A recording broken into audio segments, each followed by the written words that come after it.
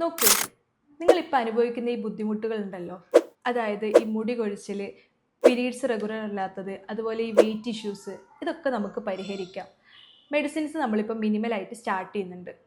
പക്ഷേ ഈ PCOS എന്ന് പറയുന്ന കേസിൽ ഈ ലൈഫ് സ്റ്റൈലിൻ്റെ റോൾ എന്ന് പറയുന്നത് വളരെ വലുതാണ്. അപ്പോൾ ഇയാളുടെ ലൈഫ് സ്റ്റൈലിൽ കുറച്ച് മാറ്റങ്ങൾ കൊണ്ടുവരണം. നമ്മളിവിടെ PCOS റിവേഴ്സലിന് വേണ്ടിയിട്ട് ഒരു പ്രോഗ്രാം തന്നെ സ്റ്റാർട്ട് ചെയ്യുന്നുണ്ട്. ഈ ഒരു പ്രോഗ്രാമിൽ എന്തൊക്കെ ഫുഡാണ് എടുക്കേണ്ടത്, അതുപോലെ എന്തൊക്കെ ഡയറ്റ് ഫോളോ ചെയ്യണം, എന്തൊക്കെ വർക്കൗട്ട്സ് ആണ് ഫോളോ ചെയ്യേണ്ടത്, ഇതിൻ്റെയൊക്കെ കംപ്ലീറ്റ് ഗൈഡൻസ് നമ്മൾ ഇവിടുന്ന് തരുന്നതായിരിക്കും.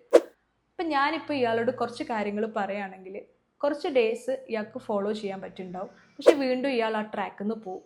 അപ്പം ഇയാൾ ആ ഒരു ട്രാക്കിൽ കൺസിസ്റ്റൻ്റ് ആയിട്ട് കൊണ്ടുപോകാൻ വേണ്ടിയിട്ടാണ് ഞാനിപ്പോൾ ഈ ഒരു പ്രോഗ്രാമിലേക്ക് ആഡ് ചെയ്യുന്നത്. അപ്പോൾ ഈ ഒരു PCOS അല്ലെങ്കിൽ PMOSൽ മെഡിസിൻസിൻ്റെ കൂടെ തന്നെ പേഷ്യൻസിന് കംപ്ലീറ്റ് ആയിട്ടുള്ള ഗൈഡൻസും സപ്പോർട്ടും കൊടുക്കാനും അവരെ കൺസിസ്റ്റൻ്റ് ആയിട്ട് ആ ഒരു ട്രാക്കിൽ കൊണ്ടുപോകാൻ വേണ്ടിയിട്ടും നമ്മളൊരു PCOS റിവേഴ്സൽ പ്രോഗ്രാം സ്റ്റാർട്ട് ചെയ്യുന്നുണ്ട്. അപ്പോൾ ഈ ഒരു പ്രോഗ്രാമിൻ്റെ ഡീറ്റെയിൽസ് അറിയാൻ വേണ്ടിയിട്ട് ഈ പേജ് ഒന്ന് ഫോളോ ചെയ്യുക. Stay tuned.